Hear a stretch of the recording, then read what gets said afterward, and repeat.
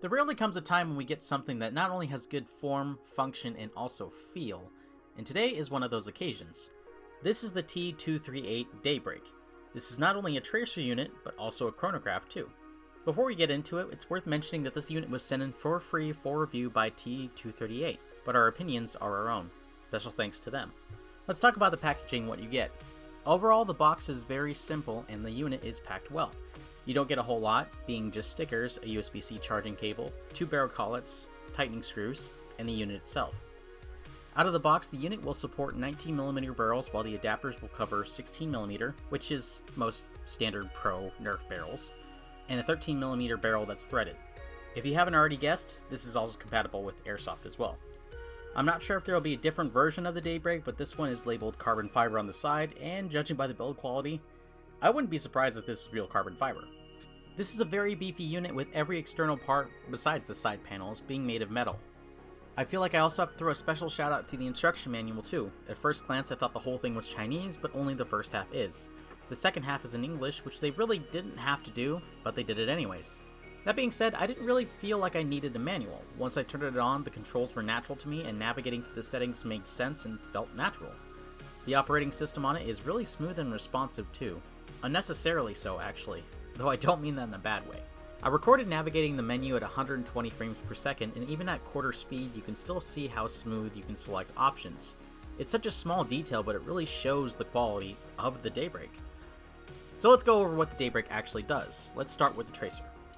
So what a tracer unit actually does is have UV LEDs inside of it that charge glow-in-the-dark projectiles as they leave the barrel. This is why it's called the tracer, as you can trace the darts, BBs, or gel balls as they travel through the air.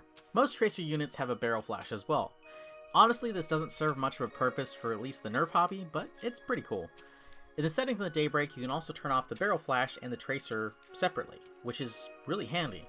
The fact that we have those options is a good feature. As for the barrel flash, it's pretty bright and really satisfying being used. I would like to see a battle at night with several people using these. You can also change the color of the barrel flash as well. But all of that isn't even the coolest thing about the Daybreak. The chronograph is exceptionally good.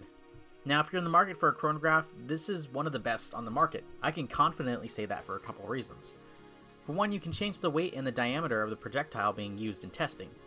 Keep in mind this will not change the velocity of the projectile, but it will affect the joule reading. So what a joule is, in layman's terms, is a unit of energy to create work, but it can also be interpreted as the force it takes to move the projectile through the air. Inserting my own opinion, I feel like joule readings should be more prominent within the hobby. While I do get the general idea of what a dart can do at a certain FPS, they may not necessarily translate between dart types. Take for example the original Dart Zone bamboo darts, close to the same size as a regular half dart, but they are lighter. So you can have a bamboo traveling at 250 feet per second, but that doesn't necessarily translate to a worker heavy dart traveling at the same speed. Because of this feature alone, we may start incorporating the Daybreak into our testing going forward. The other really cool feature about this chronograph is the record function. Every shot that you fire gets the velocity stored up to 99 shots. Not only can you review every shot that you fired, but this will also give you an average velocity. And since this can also record the fire rate of your blaster up to 80 rounds per second, this is going to save a ton of time and, quite frankly, a lot of math.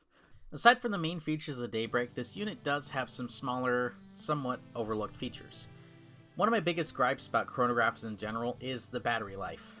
Well, sort of. What my true issue is that bigger chronographs like the Caldwell Ballistic Chronograph do not have an auto-off function. I can't even tell you how many times I've left my chronograph on overnight and completely cooked the battery by the following morning. The Daybreak doesn't share this problem. You can even change the auto-off timer. There's even a separate setting for the auto-off timer of the display, as well as a brightness option as well. So the T238 has to be the perfect solution for a chronograph, right? It is so close to being that, but yes, it does have some downsides. Because of how tight the bore on the barrel is, it will be very difficult to get accurate readings from anything that doesn't have a barrel that it can mount onto. This also brings up issues with blasters that aren't springers. Naturally, flywheel blasters are not as accurate as springers, which leaves room for the darts hitting the walls of the Daybreak as it exits. This can very badly affect velocity and cause inaccurate readings, ultimately defeating the purpose of the chronograph. Inadvertently, this also means anything that's larger than standard darts is not going to fit through this barrel, meaning that N-Series, Mega, Rival, etc., they won't work.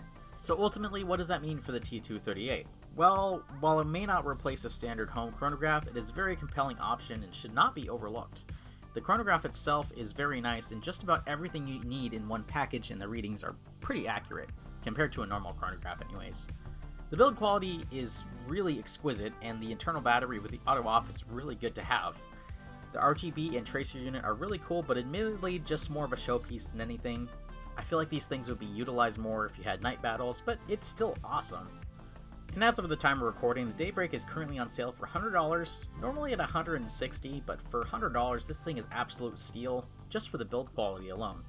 If you'd like to purchase one, there'll be a link down below and in the pinned comment. Special thanks to T238 for sending us in a unit for review, we really appreciate it. And as always, stay safe and happy foam flinging.